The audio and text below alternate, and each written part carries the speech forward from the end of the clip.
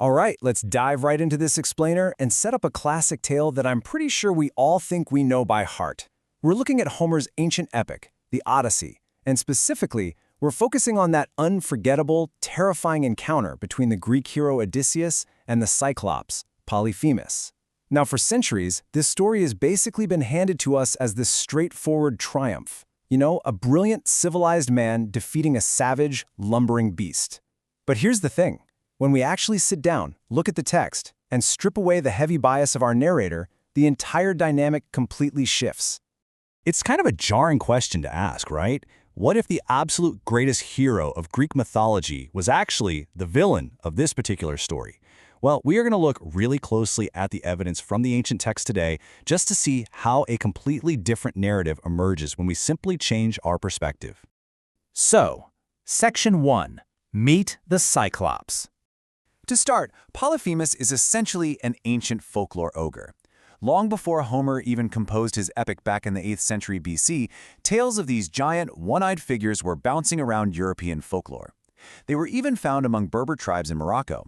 But Homer gives our guy a very specific divine genealogy. He is the towering, immortal son of the sea god Poseidon and the sea nymph Thusa. Interestingly, his Greek name, Polyphem, can ironically translate to he who talks a lot, which is funny considering his solitary life, or it can mean he who is much talked about. He is this colossal, timeless entity. Homer even compares him to a wooded mountain peak. But here is where it gets super interesting. When Odysseus first sneaks into the Cyclops' cave, he doesn't find some messy lair of chaos. Not at all. Instead, he discovers an idyllic, pastoral, almost ecological Golden Age setup.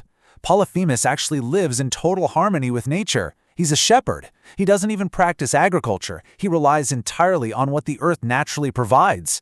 Everything inside his home is perfectly organized and beautifully arranged. It honestly creates this impression of immense competence and rustic harmony. However, this peaceful state of nature definitely has a dark side when uninvited guests show up.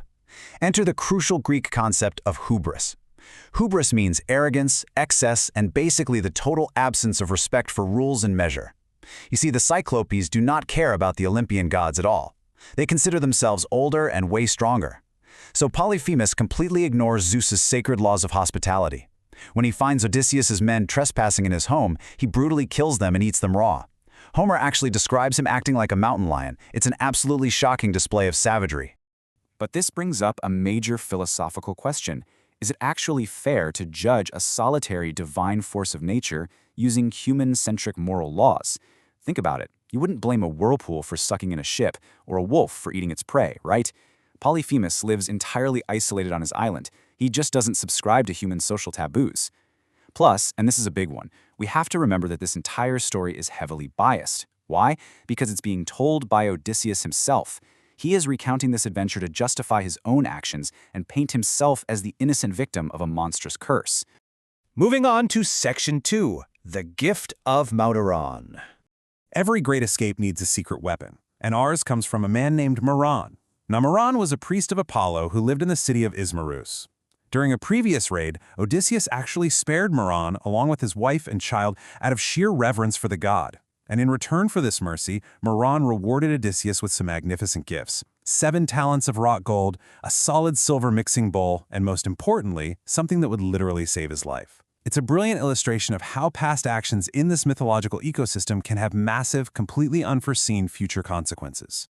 12. Maron gave Odysseus exactly 12 jars of unmixed, divine, dark sweet wine. Now, this wasn't just your ordinary table wine. It was incredibly potent and unbelievably sweet. And this is exactly the vintage Odysseus decided to bring with him when he went exploring the Cyclops' island. This specific wine becomes the ultimate secret weapon against a giant who, up until now, only knows how to drink sheep's milk. Okay, Section 3, Brains over Brawn. So, a crucial detail we often overlook is that Odysseus was literally only trapped in that cave in the first place because of his own greed. His men wanted to grab the cheese and run, but Odysseus insisted on staying. Why? Because he wanted to see if the giant would give him gifts. When the giant does arrive, Odysseus puffs out his chest and tries to lean on his Iliadic warrior status, boasting all about fighting alongside Agamemnon at Troy.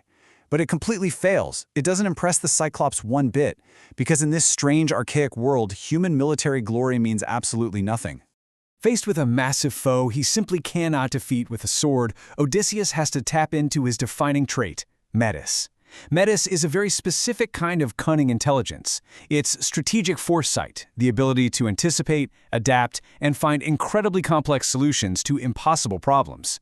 If the great warrior Achilles had been in that cave, he would have instantly drawn his sword, attacked the giant, and doomed them all to die trapped behind the boulder. But Odysseus knows he has to be smarter. Just watch how this builds into an incredible, multi-phased plan. First, Odysseus uses Maron's incredibly strong, unmixed wine to completely intoxicate the giant. Second, he blinds the Cyclops using a heated wooden stake. But the absolute genius here is the restraint. He realizes he must keep the giant alive, because only Polyphemus has the raw strength required to move the massive boulder blocking the cave exit.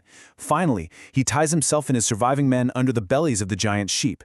This allows them to escape completely incognito when the blinded giant lets his flock out to graze the next morning. What's truly amazing here is how the text frames this whole assault. Homer actually describes the blinding of the Cyclops using highly advanced Greek technical vocabulary drawn straight from shipbuilding, metallurgy, and carpentry. It's not just a fight, it brilliantly illustrates the symbolic victory of Greek civilization, technology, and collective organization over rustic, primitive nature. Which brings us to Section 4. Who is the real monster? Let's look at this comparison for a second. The traditional Homeric view clearly glorifies Odysseus as the civilized hero who defeats a savage beast, effectively justifying imperialism and the colonization of so-called wild lands. But, even in antiquity, dissident philosophers like the Cynics argued for a totally different reading, and modern critics have really embraced this. In this Cynic view, Odysseus is basically an arrogant, uninvited colonial invader. Think about it. He broke into someone's home without asking, ate their food, and then violently assaulted a shepherd who was just living peacefully with nature. It's fascinating how this single encounter has been interpreted wildly differently depending on the historical context. For the Romans, like the Emperor Tiberius, who actually had a massive statue of this exact scene in his grotto at Spurlonga, it was a celebration of civilization conquering barbarism. Today, though, we might read it as a really sharp critique of colonial arrogance. It's a warning about folks who just barge into foreign lands, totally believing they have the inherent right to rule and dictate terms to the locals. And finally, Section 5, the power of a name. Earlier in the cave, when Polyphemus asks Odysseus his name before passing out from the wine, Odysseus replies, "Nobody." Now, in ancient Greek, that word is otis. So later, when the other Cyclopses hear Polyphemus screaming in pain and they shout over to ask who is hurting him, he yells back, "Nobody is killing me." Naturally, they just shrug and walk away. But here is the brilliant linguistic trap. The Greek word autis sounds almost exactly like the Greek word metis, which, as we learned earlier, means cunning. So, quite literally, cunning itself is what defeated the giant. It is an absolute masterpiece of instrumental language. But then comes the tragic pivot. Odysseus is back on his ship, sailing away, and he is completely safe. But his pride gets the better of him. He commits the ultimate act of hubris. He simply cannot stand being a nobody. He wants the glory for what he did. So he shouts back to the blinded Cyclops on the shore, revealing his true aristocratic name. "I am Odysseus, son of Laertes, ravager of cities." In archaic societies, words have immense, literal, magical power. The name Odysseus actually derives from a verb meaning to be destined to hate, or he who suffers hate. By shouting his real name, Odysseus didn't just brag, he inadvertently armed the Cyclops with the exact tool needed to curse him. Armed with the true name, Polyphemus prays to his father, Poseidon, unleashing a wave of divine hatred that will torture the hero for another 10 long years. So, we came into this explainer thinking it was a simple story of a hero slaying a beast.